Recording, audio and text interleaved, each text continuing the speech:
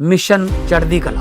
और मैं भारत के हर नागरिक को, उद्योगपति को, चैरिटेबल ट्रस्टों को, कलाकारों को, पूरी दुनिया में बसते पंजाबियों को, बहन भाइयों को दिल से अपील करता हूँ, आओ पंजाब को दोबारा अपने पाँव पे खड़े करने का टाइम आ गया है। पुनर्वास में और रिस्ट्रक्चर में पंजाब का साथ दीजिए। मैं वचन देता हूँ, जो भी आप मेहनत की कमाई से 1 रुपया भी अगर निकालोगे तो 1.25 रुपया बना के हम पारदर्शिता और ईमानदारी से इस्तेमाल करेंगे।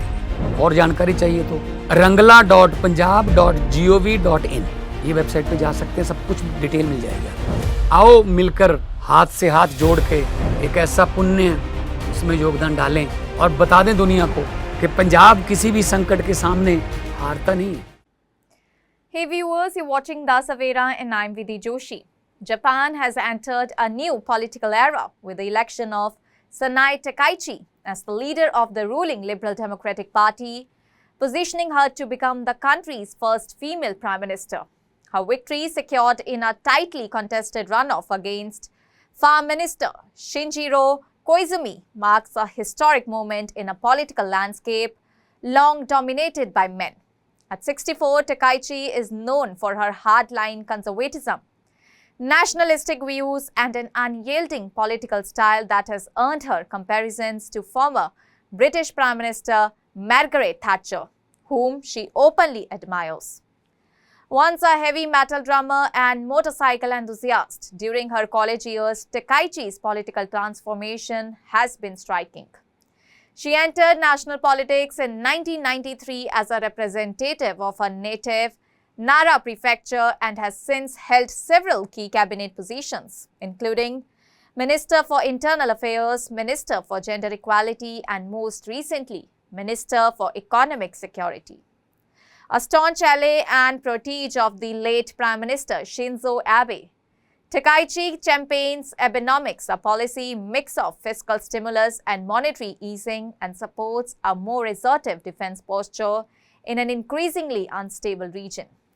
Frequently dubbed Japan's Iron Lady, her leadership style blends traditional values with aggressive policy stances. Her rise coincides with rising public anxiety over economic stagnation, national security, immigration, and China's growing influence in East Asia. She has called for a revision of Japan's pacifist post-war constitution, expanded defense spending, and greater investment in nuclear fusion and cybersecurity research. Her position on immigration and public safety has also drawn attention, especially after her substantiated claim that foreigners kick deer in her hometown, a remark that triggered backlash but resonated with nationalist voters. Takaichi's economic platform emphasizes targeted tax reforms to stimulate consumption, including plans to abolish the provisional gas tax and introduce cashback tax credits for low-income households. In stark contrast to modern trends advocating work-life balance, she declared herself a workaholic, stating that she plans to work, and work, a comment that went viral and reflects her intense, old-school political ethos. Despite breaking a historic gender barrier, Takaichi's views on women's rights and social reform remain deeply conservative. She opposes legal changes, allowing married couples to use separate surnames, and rejects the legalization of same-sex marriage. Her resistance to female succession in the imperial family has further fueled criticism. Though she has promised to promote more women into cabinet positions, critics argue that her administration may reinforce rather than challenge existing gender norms. On the international front, Takaichi's Japan-first foreign policy emphasizes national interest and military independence. While she supports close ties with the United States and other regional allies, her repeated visits to the controversial Yasukuni Shrine, which honors Japan's war debt, including convicted war criminals, have raised concerns about worsening diplomatic relations with China and South Korea. She has also suggested renegotiating a $550 billion investment deal with the US if found unfavorable to Japan's interest.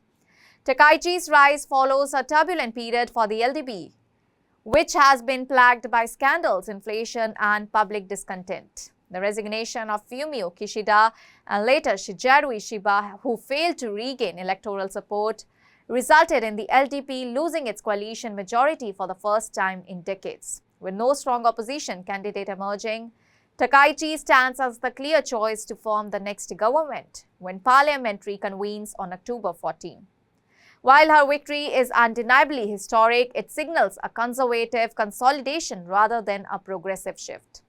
Her leadership represents a symbolic milestone for women, but her platform, rooted in nationalism, tradition, and security, reflects continuity over change. As she told supporters after her win, "Rather than feeling happy, I truly feel that the real works begin now." That's all for now. Stay tuned to the Savera for more updates. Do like, comment, and subscribe to the channel.